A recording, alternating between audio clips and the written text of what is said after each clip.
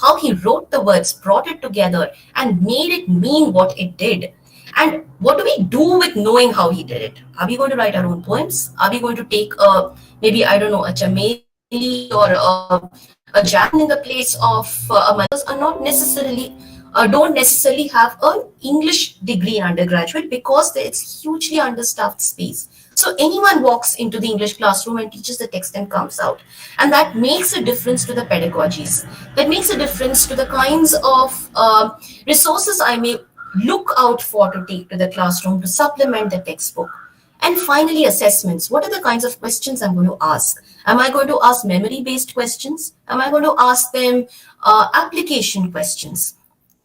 All these and many more such questions start impacting the way the English language classroom and English language teaching works in the Indian classroom. So this is where the idea of design thinking in schools and universities comes in. I'll pause here for a couple of minutes if there are any questions, or I can proceed.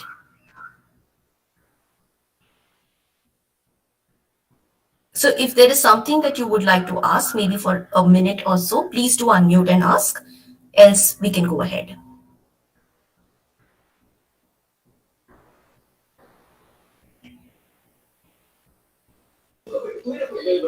Ma'am, I have a question. How do you think the post-pandemic thing would be? Would we have more online elements in teaching, or is it going to go back to the old school method of teaching?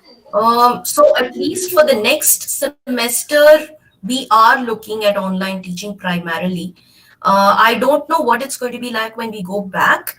There has been a push from the policy angle also to include more of ICT, to include more of educational technology in schools, simply because there is a lot of information and materials available online that can be taken in. But that is also where a lot of emphasis needs to be given to what it is that you take in. The aspect of curation is important. You can't just take anything in. So definitely for the next 6 months to a year, I think we are going to be looking at online and maybe blended classrooms. I don't know what it's going to be like after that, because we don't know how many new versions of the virus is going to start populating the world with us. So that we need to see. We need to wait and watch. But one thing that is definitely certain is, as educationists, we do have to build our capacities. We do have to figure out how to navigate the online space. We, as students, we need to figure out how best to make use of online learning without getting disconnected, without getting bored, or maybe like detached from the learning process, and that is always going to be a challenge. So for instance, right now I have next to no idea how many of you are actually sitting in front of the laptop and listening to me, whether you've left it and walked out of the room.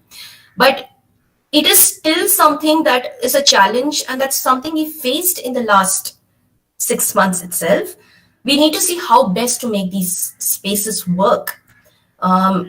Personally, I would much rather have a face-to-face engagement at any point in time, because that element of experience that Dewey is talking about comes most when you are interacting with people, when there is communication and there is a connection. The online media makes it difficult to have that connection unless there is a motivation from both sides to make it happen. So there are a lot of dependencies. There is also a problem of equity. Not everyone has access to a good internet connection. Not everyone has access to devices. Not everyone is digitally literate or even comfortable with technology to be able to navigate it. So we do have challenges, but I think we just have to wait and see how it pans out. I'm not sure if I answered your question, but No, ma'am, it made sense. Thank you. okay. So I think I'll just go to the next part, which is what I'm going to be doing now is going deep diving into the idea of design thinking itself. And at this point, I'm going to be talking in a little more detail over the next 4 or 5 minutes about the 6 stages in design thinking. I've said this is something for schools and universities, but I would also like you, as you look at these ideas, to keep an open mind and think about ways you can adapt this to any context. Remember, design thinking came from industry. To some extent, industry took it from academia at the level of understanding and research. Then they went there, they transformed it, and now we are getting it back. So there's an exchange of knowledge between product design and process design. So adaptation is really one of the core ideas of design thinking, and intelligent adaptation. So think about how these concepts can actually be made relevant to any space that you inhabit, that you would be looking at, whether it is as a teacher, whether it is as a student, whether it is someone who is even curating some material or just picking up something to read or to discuss with someone else. So overall, design thinking is a six-stage process, which is iterative. Iteration is an important idea. By iteration, I mean it's a spiral. It's also interconnected. It's like a web. So the spiral doesn't mean that it goes in a cycle of empathy, defining, ideation, prototyping, da da da da, but rather that empathy, defining, and ideation intersperse prototyping, testing, and iteration. So it's a complex process where it keeps each of these steps sort of walk into each other. And in the process of that walking in, it creates dynamic experiences. The first step really is empathy, which is about understanding your learner, understanding your users. So if I'm a teacher and I'm going to be adapting the design thinking process, the first thing I need to do is to figure out who these students are who are sitting in front of my class. I need to figure out where they're coming from. In the post-pandemic era, for instance, at TIS, we actually ran entire Google Forms and surveys and tried to find out how many students had access to devices in the vacation, so that as we geared up, we first came with an informed decision of how to structure our courses. How much should we put it on TISOL? How much should we put it on online? How much should it be face-to-face? We take into account things like students' fatigue, how long they can actually stare at a screen without nodding off or without harming themselves in any way. And all of this comes when you really place the learner at the center of that learning experience. This is really understanding the people. You understand by observing, by engaging, by watching and listening. So a large part of empathy and empathy mapping is really an ethnographic process.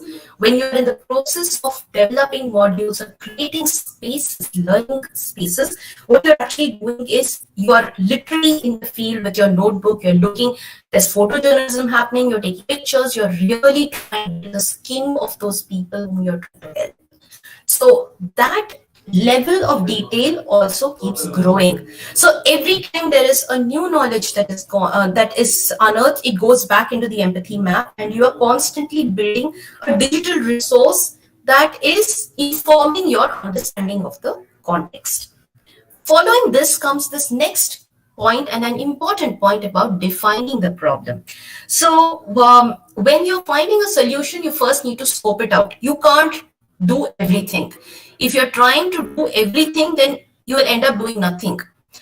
It is necessary to pick that one important thing that needs to happen so that the change can be, that experience, students' experience of learning English can be modified in a meaningful way.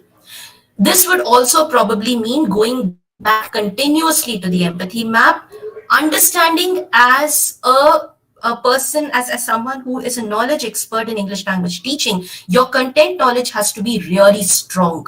You need to know English well enough, and the same applies for whether if you're a Hindi language teacher or a Marathi language teacher or a Tamil language teacher, you do need to know your content knowledge. But once your content knowledge is in place, you embark on this process of figuring out which part of your content knowledge you can work with to create an experience that will help your students learn the language in a more meaningful way. So what happens here is you're really scoping it up. You're cutting the flap, you're removing essentials and saying, I don't want this is irrelevant, but this I can do for all the students in a meaningful manner. And in this stage, you're really bringing clarity, you're bringing focus, and you're creating a good point of view and a problem statement. So it's like a research statement that you make to say, this is something I'm going to explore and really delve into in detail. Following this is the idea of ideation. So we saw the way there are like n number of methods. There's a natural method, CLT method, TBLT, language through literature, discourse analysis, you name it, you have 50 million methods, and almost every ELT journal has people publishing, teachers publishing their experiences of teaching new lesson plans, of creating new experiences for English language teaching in their classroom. There are a lot of ideas. The point is, how do you come up with the right idea? Also asking what is the right idea. It is about having the maximum number of possibilities, but also understanding that you can choose, you can combine, you can innovate, you can play around with a lot of different things in your imagination, and you can actually generate a whole range of solutions. Some may be useful, response of the people who are you're testing your idea on. Getting a sense of what it is that these people are doing is one way of you getting a feedback to see whether the idea is working or not, after which you document and you go back to the drawing board and you're again looking at your empathy map, you're looking at defining even whether the problem you had defined in the first instance is even relevant or not. You're coming back to it again and again. So there is a constant movement back and forth, and through the process, what you're also doing is refining your abstract. So think of how you write answers when you're creating drafts for your assignment. This is something similar to that. You do a first draft, then you give it in, your faculty gives your feedback, you go back, you revise it, you bring it back in, and every stage is really a stage of refining and making it better. What I will do now is to spend the next 4 to 5 minutes describing to you a small how we created designed objectives for teaching communicative English, for designing a module on communicative English on an ICT platform as part of this project called Clicks that we worked on as a team for the last 4 years ago. So the Connected Learning Initiative was basically a project that was led jointly by MIT Boston and Tata Institute of Social Sciences, CEIR, the center where we work in. And the focus was school education. We were looking at students in grades 8 and 9 in semi-urban and rural schools in India, schools. And we devised modules on mathematics, science, and English. And I was part of the English team that was doing a module on communicative English. So there were three pillars based on which we built these modules. These were collaboration, learning from mistakes, so peer collaboration, learning from mistakes, and creating authentic learning contexts. Peer collaboration, basically, and all of them were informed by education theories. Vygotsky's theory of the zone of proximal development, which says that when you have someone who is sort of next to you, who is at a slightly higher level, you actually end up learning more from them.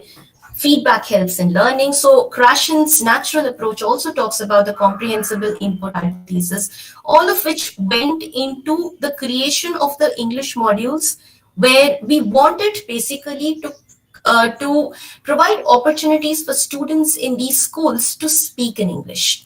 We know that English is this language of aspiration. We know that social and professional mobility relies on the ability to speak and listen, read, and write English properly. But opportunities to do this in rural government schools are very few. So the one thing we wanted to do was to use the affordances of technology to create certain modules that will enable students to fine-tune their skills. What we also did was we decided to focus on listening and speaking skills. So the reason for that was actually what you see as a story in these pictures. When you first walked into the government schools, what you're seeing is the real context of how these school labs were. They had computers, some of them were not working. It was dirty, you had a blackboard. They have never really used a computer before because most of them are shut, and teachers don't want to use it in case it gets spoiled. There were a lot of challenges, but the students took to the technology quite quickly, and we realized that they were waiting for more input. So the first thing we had to understand was the rural context, the availability of electricity, for instance. Most of the schools didn't have electricity. They didn't have internet. So we had to devise an alternate solution where these modules could work in an offline mode. That immediately made a lot of certain affordable modules not possible. Because what happens is, with an internet, I can do a lot of online feedback if this is going to have real-time interaction. So we had to redefine our modules then. And we said, okay, let's try and look at 8th and 9th standard student and just focus on listening and speaking skills, though we will take an integrated approach. Then we ideated. In the process of ideation, we came up with activities, we came up with design of different things. And through it all, this idea that we had at the end is they needed to be imaginative. We wanted critical literacy happening.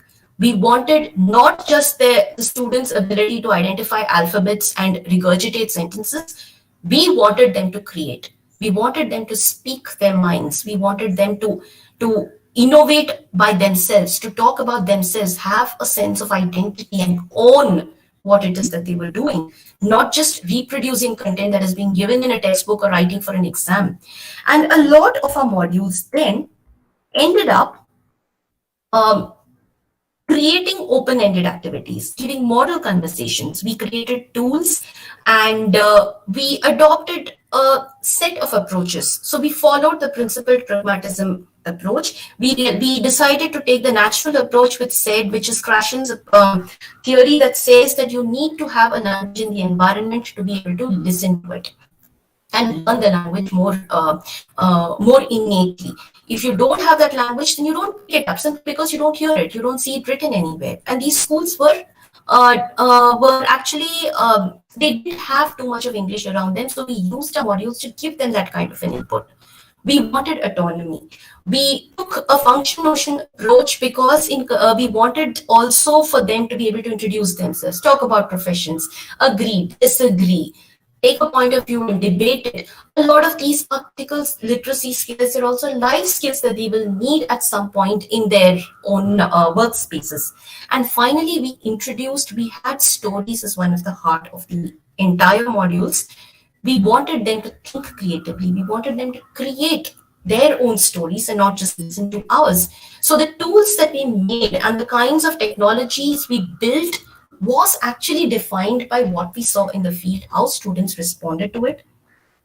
What I'll do is I'll just play one little video of students who used a particular tool called the Open Story tool that we developed as part of this module.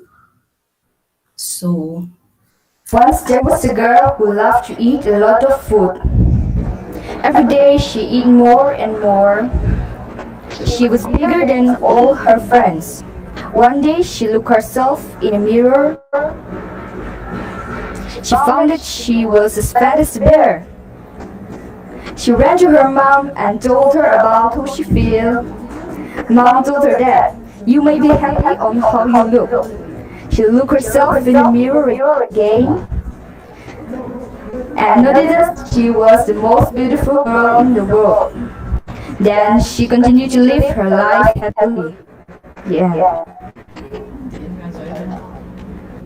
Once there was a girl who loved. So this was one little example of a story that the students made on a tool. They were just given pictures, and the particular open story had the space for typing captions. It had the space for recording their voices, so they could actually make a movie out of it. And we realized that these opportunities to make movies, to think creatively, was something excited about. So this was, in fact, one of the recordings from a trial, from the prototyping and trial sessions that we had in the process of developing it. So we had done our empathy, we had ideated, we had decided we're going to work with these particular aspects, but we definitely wanted to have a space where they could create something. And what we see here is that yes, they have made grammatical mistakes, but the way they wrote that story is extremely interesting. For one, you can see that the pictures they have chosen come in a cyclic manner. They use the same picture, but they give different captions and a different interpretation to it.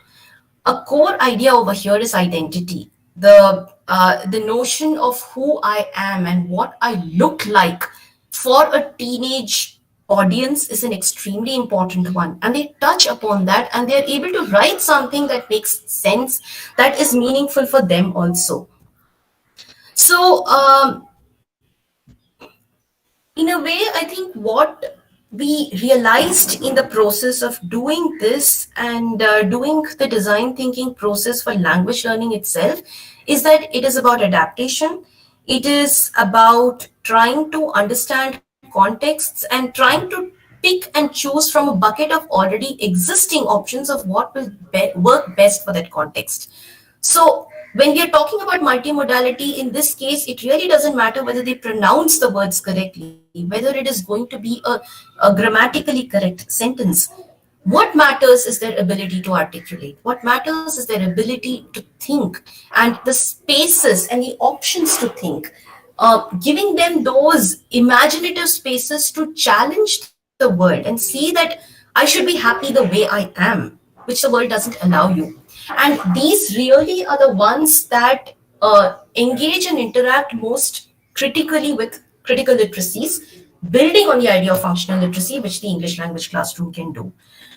So I will stop here and I think I'll take questions. So thank you all for that patient hearing. This is the longest I've spoken, actually. So yeah, thank you, and I'll be happy to take questions now.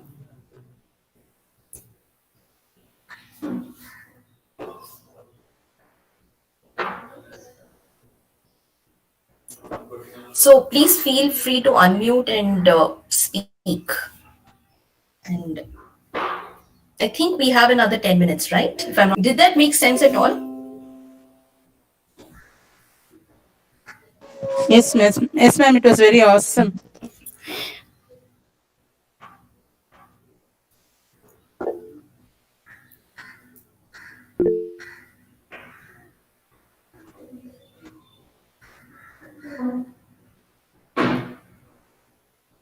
Would you like to unmute and speak? It's simply because people may not have seen your comment. So that's an important question.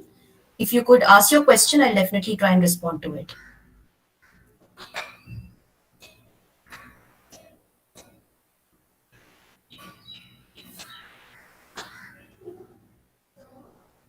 Okay, all right. Okay, I'll just read out the question. So P. Ravikumar asks, don't you think a lack of resources is a challenge and the large classroom? It definitely is a challenge. In fact, when we went to Rajasthan, we were looking at classes of 200, and you had one lab with 8 computers in it. So that was one problem. Lack of resources was also a huge problem because, like you say, they don't have internet, and how do you make it individualized? But that is also where design thinking came into the process, because as we read around, we actually realized that, when we say lack of resource, we are automatically thinking that computer is the resource and a book that is external to us is a resource. We are actually looking at 200 children sitting in that classroom that are as much or better a resource than a textbook itself. All we need is a facilitator. So we played with the structure and the pedagogy and the teaching and learning process itself a lot. This is in fact something that struck me a few months ago when I was talking to my daughter's teacher. Since the online classes, these kids have all been at home. She's in the 3rd grade and they are all studying by themselves. And I was telling her that, I feel so incapable of teaching her or supporting her because I'm just not a primary teacher. And at that point, her teacher actually said, you make a mistake. You think we teachers go in there and teach them everything? Students learn from each other. I ask one question. 4 children give 4 different answers. So say 1 or 2 may be right, but then they're actually learning in the process of learning together. That is what we tapped. So when we are giving these kinds of resources, we tend to forget that children and learners are their own resource. Perhaps what was needed, we realized at that point, was to create opportunities for them to learn from each other, rather than assuming that they should be talked down to be given information like that specific banking model that Freire says, that the teacher is the repository of all knowledge and they're going to pour everything into you. And in the process, you will learn and suddenly become enlightened. Actually, a lot of learning happens when there's a dialogue between people, when there is a teaching and learning between them.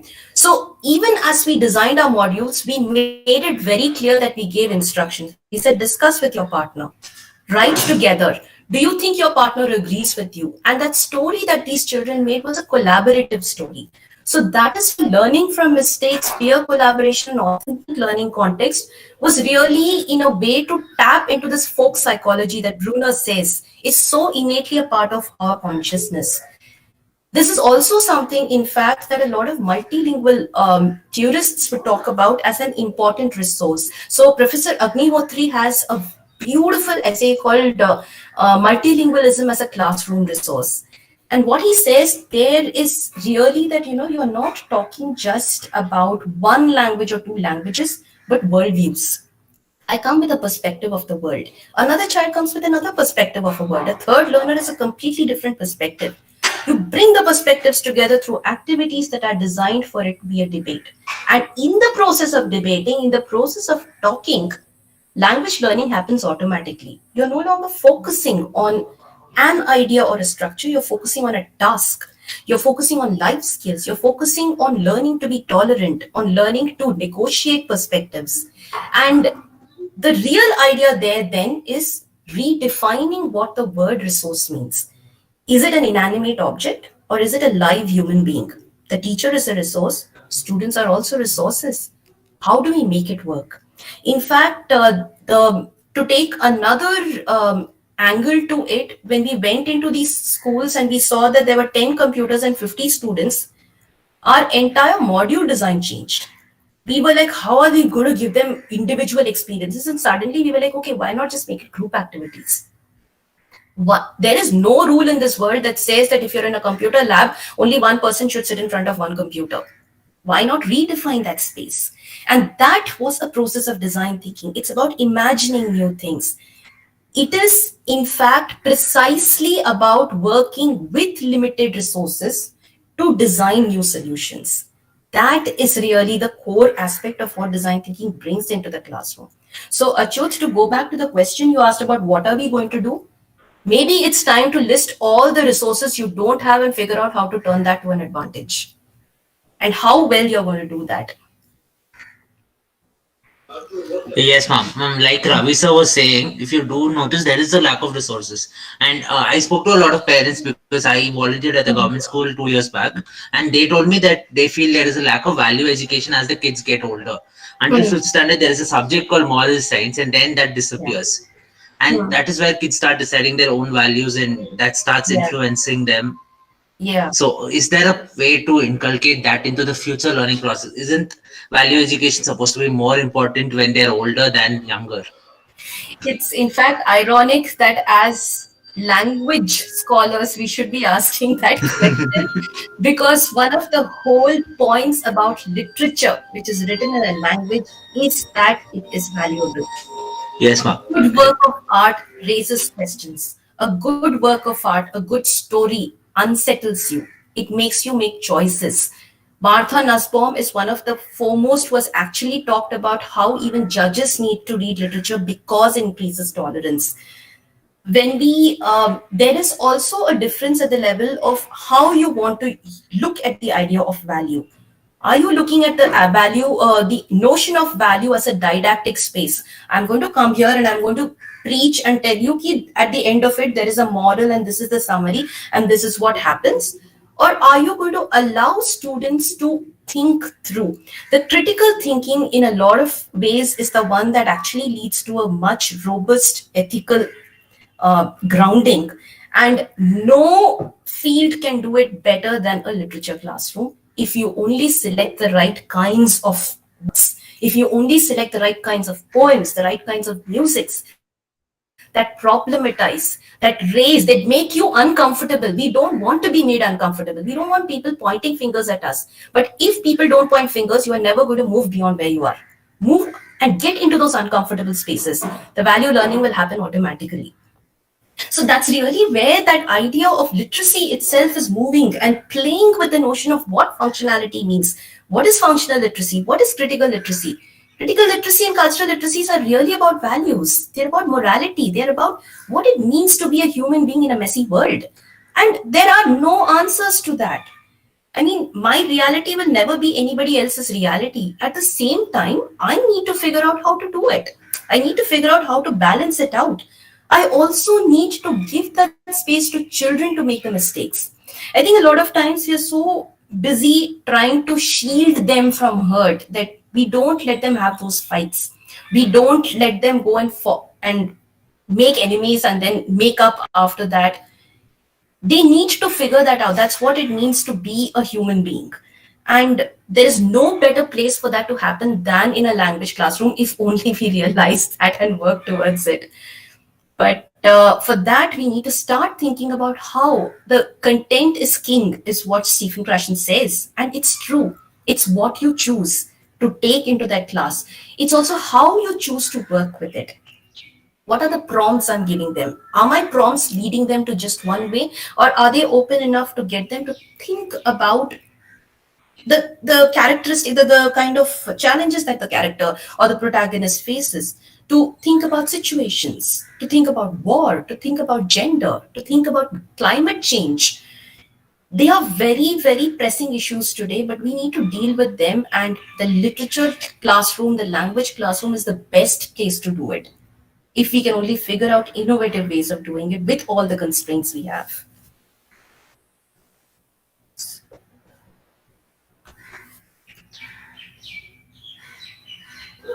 Ma'am, Ravi has told us about an article that he's written, character formation language classes. Yeah, yeah, yeah. That would sound amazing.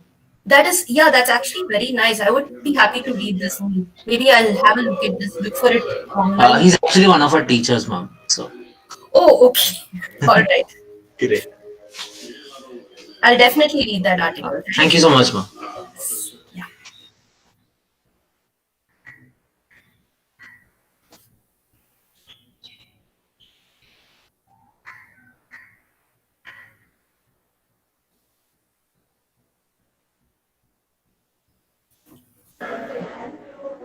Jyoti ma'am.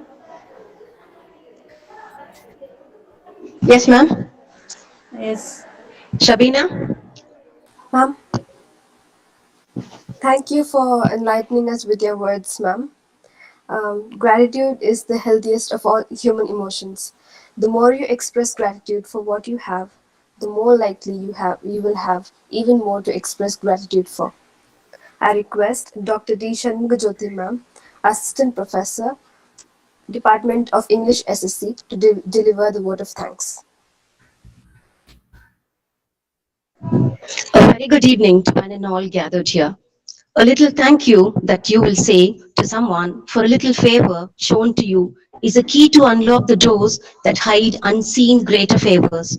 Let me first of all start by giving glory to the Almighty for making today's webinar a resounding success. I wholeheartedly thank our Secretary, Reverend Sister Flora Mary, our Principal, Reverend Dr. Sister Lucia Rose, our Deputy Principal, Reverend Dr. Sister Shibana, and our Self-Supporting Courses Director, Reverend Sister Mary Joyce Baby, for their constant support and encouragement. On behalf of our management, we are grateful to our chief guest, Dr. Nishivita Jayendran, Assistant Professor of English Language and Literature at the Center for Education, Innovation and Action Research, Tata Institute of Social Studies, Mumbai, for her inspiring speech on design thinking and the teaching of English. Thank you, ma'am, for giving us a deep insight into what is design thinking, how to imbibe that quality in ourselves, how to gain practical, actionable insights to identify design thinking as a core strategic capability for leading sustainable innovation and learned the way it uses observation and creativity to understand from a human perspective and to redefine problems. The way you explained the importance of design thinking in English language teaching and its 6 stages was thought-provoking and awe-inspiring. Thank you, ma'am.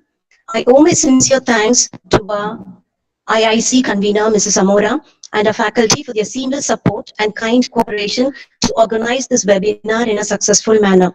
My special thanks to Ms. Patricia Romila for her technical support.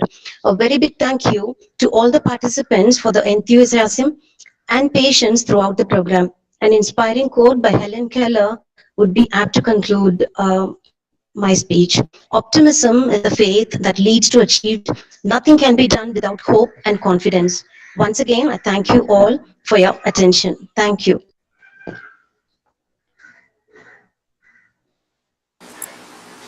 Thank you, ma'am. College anthem.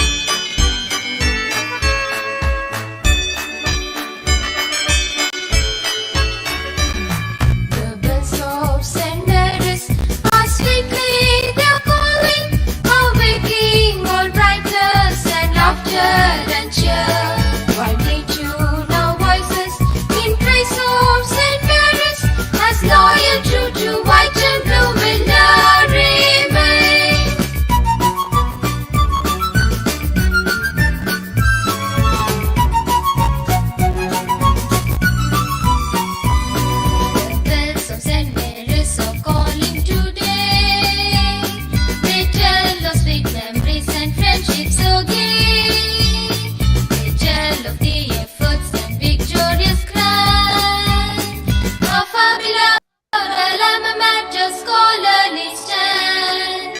God brightness and laughter and cheer. While they tune our voices in praise of St. Mary's, as loyal, true to white and blue will remain.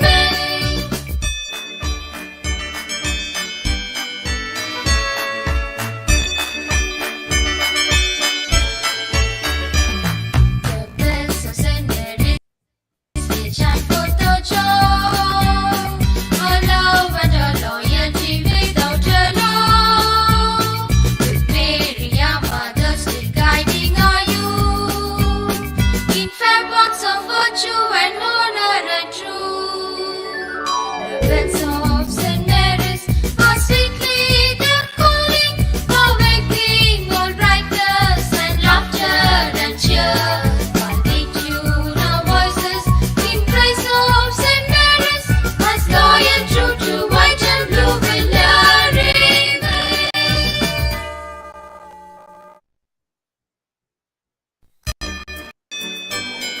Thank you, Patricia. Thank you, Jyoti ma'am. Thank you, ma'am.